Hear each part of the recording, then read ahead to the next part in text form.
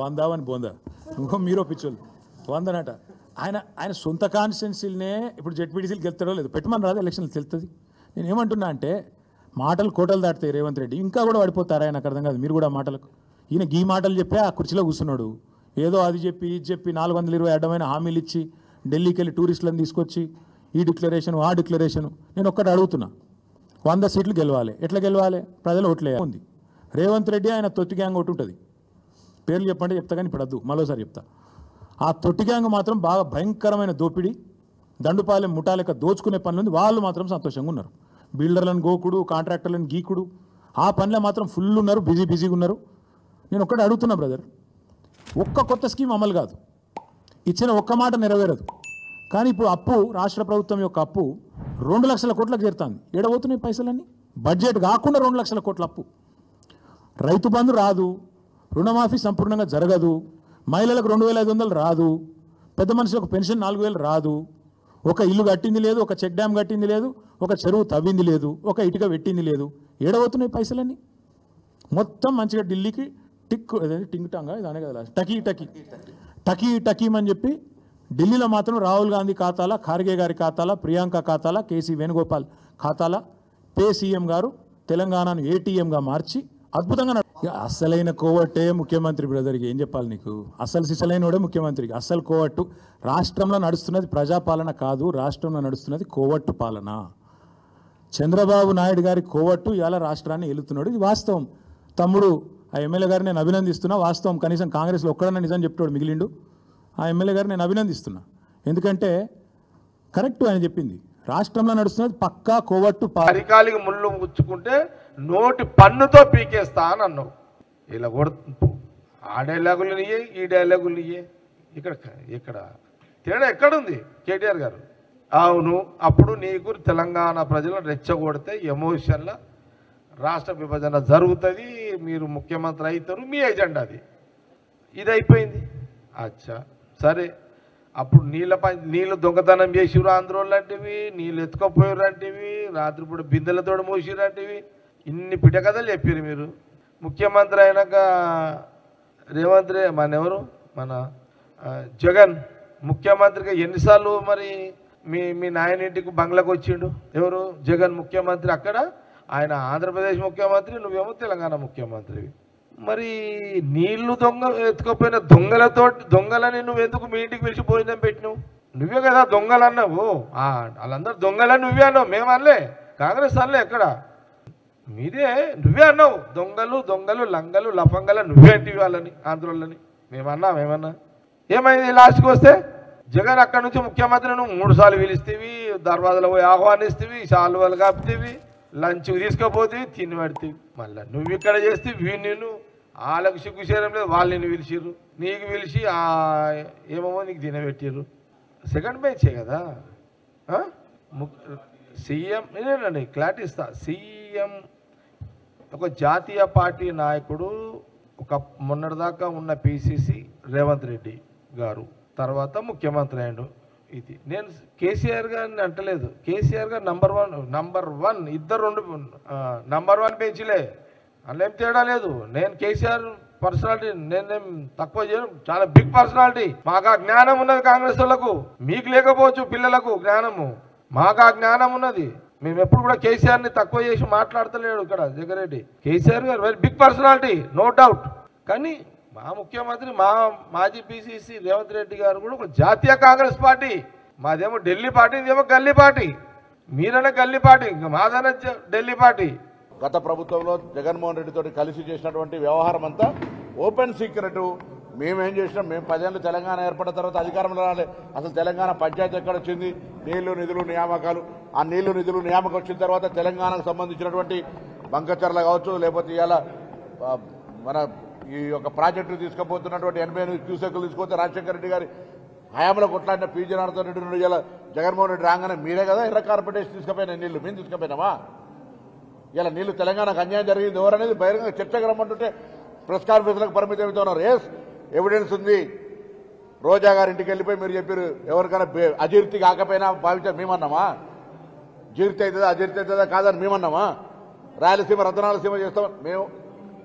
రాయలసీమ రతనాలసీమ చేస్తామా అనేటువంటిది రాయలసీమ ప్రభుత్వాన్ని పరిపాలిస్తున్న నాయకుల బాధ్యత. నేను తెలంగాణ బిడ్డను, తెలంగాణ కోసం కొట్లాడి నేను ఎవరికి వ్యతిరేకం కాదు, మళ్ళీ చెప్తాను. కానీ నా ప్రాంత ప్రజల రైతుల హక్కులు నాకు ప్రధాన బాధ్యత. ఆ అంశంకి వచ్చేటప్పటికి ఎవరితో కాంప్రమైజ్ కాలే, ఉద్యమంలో కాలే, ఇప్పుడు కాలే. ఉద్యమంలో మీరు ఉన్నామనేటోళ్ళు, తెలంగాణ మేమే తెచ్చినామనేటోళ్ళు, తెలంగాణ ప్రయోజనాలు, గోదావరి నికర జలాలు, గోదావరి మిగులు జలాలు, గోదావరికి సంబంధించినటువంటి వరద జలాలకు సంబంధించినటువంటి ప్రత్యేకమైనటువంటి ఎటువంటి ఆలోచనలు లేకుండా ఇలా మీరు ఎట్లా తీసుకొని చెప్తారు? పోయి రాయలసీమకు రాయలసీమ చేస్తాను. We are not against for Rayalaseema, but same time మా ప్రాంత హక్కుకు నువ్వోడి ఆథరైజేషన్ ఇస్తే 10 ఏళ్లలో ఈ రాష్ట్రం నీళ్ళు తీసుకుపోయి మొత్తం ఉపయోగిస్తా అంటే కుమ్ముక్కు కాలేదా? ఇంత మంచి ఎవిడెన్స్లో క్లియర్గా బేసిన్లు లేవు, బేసిక్ కాలేదు. నువ్వు అంటున్నావు, మేము అంటున్నావా? బేసిన్లు ఉన్నాయి, బేసిజం ఉంది, నీటి సరఫరా, నీటి వాటా నా ప్రాంతానికి న్యాయం జరగాల్సిందే. ఆనాడు ఇదే చంద్రబాబు నాయుడు పోయి బాబ్లీల కోసం కొట్లాడలే? ఏం మన రాష్ట్రం లేదు కదా, మనం ఎందుకు కొట్లాడినాం? నీళ్లు రావాలని. ఇలా మా నీళ్లు మాకు ఇచ్చిన తర్వాతనే మేము అంటున్నాం. మేము ఏమంటలేము ఎవరికి.